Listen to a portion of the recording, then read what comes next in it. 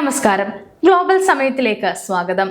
വിദേശത്ത് പോയി പഠിക്കുക എന്നത് പലരുടെയും ഒരു സ്വപ്നമാണ്.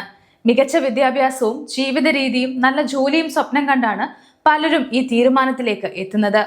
ഉയർന്ന വിദ്യാഭ്യാസത്തിനായി പലരും തെരഞ്ഞെടുക്കുന്ന രാജ്യങ്ങളിൽ ഒന്ന് US തന്നെയായിരിക്കും. എന്നാൽ വിസ പ്രശ്നങ്ങൾ കാരണം പലർക്കും US എത്തിപ്പെടാൻ സാധിക്കുന്നില്ല.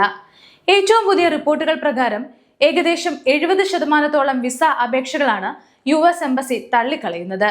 എന്തുകൊണ്ടാണ് US ഇത്രയധികം വിസകൾ നിരസിക്കുന്നത്?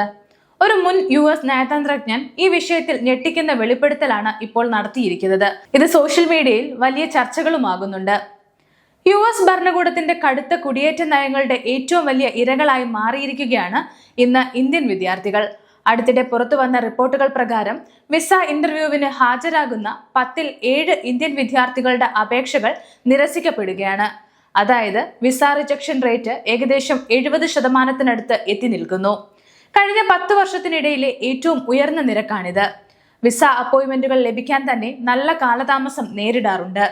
ഇനി വിസ അപ്പോയിന്റ്മെന്റ് ലഭിച്ചാൽ തന്നെ ഇന്റർവ്യൂവിൽ നേരിടേണ്ടി വരുന്നത് അപ്രതീക്ഷിത നിരസിക്കലുകളാണ്. ഇത് വിദ്യാർത്ഥികളെയും അവരുടെ കുടുംബങ്ങളെയും കടുത്ത മാനസിക സമ്മർദ്ദത്തിലേക്കും നിരാശയിലേക്കും തള്ളിവിടുന്നുണ്ട്.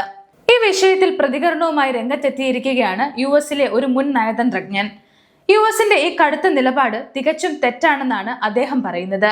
ലോകത്തിലെ തന്നെ ഏറ്റവും മികച്ച പ്രതിഭകളായ ഇന്ത്യൻ വിദ്യാർത്ഥികൾക്ക് വിസ നൽകാതെ മടക്കി അയക്കുന്നതിലൂടെ US വലിയൊരു വിഡ്ഢിത്തരമാണ് കാണിക്കുന്നത് എന്നാണ് അദ്ദേഹം പറയുന്നത്.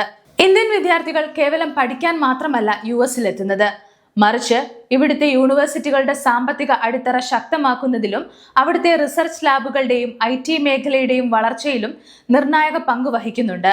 US ഇവർക്ക് മുന്നിൽ വാതിലുകൾ അടയ്ക്കുമ്പോൾ മറ്റ് വികസിത രാജ്യങ്ങൾ ഇന്ത്യൻ വിദ്യാർത്ഥികളെ ഇരും കൈ നീട്ടി സ്വീകരിക്കാൻ വഴികൾ കണ്ടെത്തുകയാണ്. US വിസ പോളിസികൾ കടുപ്പിച്ചതോടെ ഇന്ത്യൻ വിദ്യാർത്ഥികൾ തങ്ങളുടെ ഭാവി സുരക്ഷിതമാക്കാൻ മറ്റ് വഴികൾ തേടുകയാണെന്നാണ് അദ്ദേഹം പറയുന്നത്. ജർമ്മനി, കാനഡ, ഓസ്ട്രേലിയ, UK തുടങ്ങിയ രാജ്യങ്ങൾ ഇന്ത്യൻ പ്രതിഭകളെ ആകർഷിക്കാൻ കൂടുതൽ ലളിതമായ വിസ നിയമങ്ങളും ആകർഷകമായ വർക്ക് പെർമിറ്റുകളും വാഗ്ദാനം ചെയ്യുന്നുണ്ട് എന്നും അദ്ദേഹം പറഞ്ഞു. പ്രത്യേകിച്ച് ജർമ്മനി പോലെയുള്ള യൂറോപ്യൻ രാജ്യങ്ങളിൽ കുറഞ്ഞ ചെലവിൽ മികച്ച വിദ്യാഭ്യാസം ലഭിക്കുമെന്നതിനാൽ വലിയൊരു വിഭാഗം ഇന്ത്യൻ വിദ്യാർത്ഥികൾ ഇപ്പോൾ US ബൈ പറഞ്ഞിരിക്കുകയാണ്. ഇപ്പോൾ പലരും ജർമ്മനിയും യൂറോപ്പും ലക്ഷ്യം വെക്കുന്നുണ്ടെന്നും അദ്ദേഹം പറഞ്ഞു. US വിസ റദ്ദാക്കപ്പെടുമെന്ന ഭയത്താൽ ചിലർ സ്വന്തം നാട്ടിലെ മുൻനിര സ്വകാര്യ സർവകലാശാലകളിലേക്ക് കോഴ്സുകൾ ട്രാൻസ്ഫർ ചെയ്യാൻ പോലും അപേക്ഷിക്കുന്നതായി കരിയർ കൗൺസിലർമാർ പറയുന്നുണ്ടെന്നും അദ്ദേഹം പറഞ്ഞു. എന്തുകൊണ്ടാണ് US ഇന്ത്യൻ വിദ്യാർത്ഥികളോട് ഈ കടുത്ത സമീപനം സ്വീകരിക്കുന്നത്?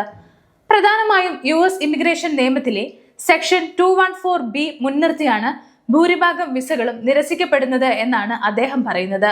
പഠനത്തിന് ശേഷം വിദ്യാർത്ഥി സ്വന്തം നാട്ടിലേക്ക് മടങ്ങി വരുമെന്ന് വിസ ഓഫീസറെ ബോധ്യപ്പെടുത്താൻ സാധിച്ചില്ലെങ്കിൽ വിസ നിഷേധിക്കാം എന്നാണ് ഈ നിയമം പറയുന്നത്.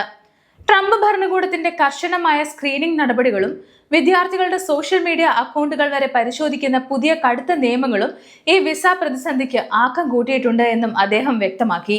തങ്ങൾ വിവേചനം കാണിക്കുന്നില്ലെന്നും ഓരോ അപേക്ഷയും വ്യക്തമായി പരിശോധിക്കുകയാണെന്നുമാണ് US സ്റ്റേറ്റ് ഡിപ്പാർട്ട്മെന്റിന്റെ വാദമെങ്കിലും കണക്കുകൾ വ്യക്തമാക്കുന്നത് ഏഷ്യൻ രാജ്യങ്ങളിൽ നിന്നുള്ള വിദ്യാർത്ഥികളാണ് ഇതിന്റെ പ്രത്യാഘാതം ഏറ്റവും കൂടുതൽ അനുഭവിക്കുന്നത് എന്നാണ്.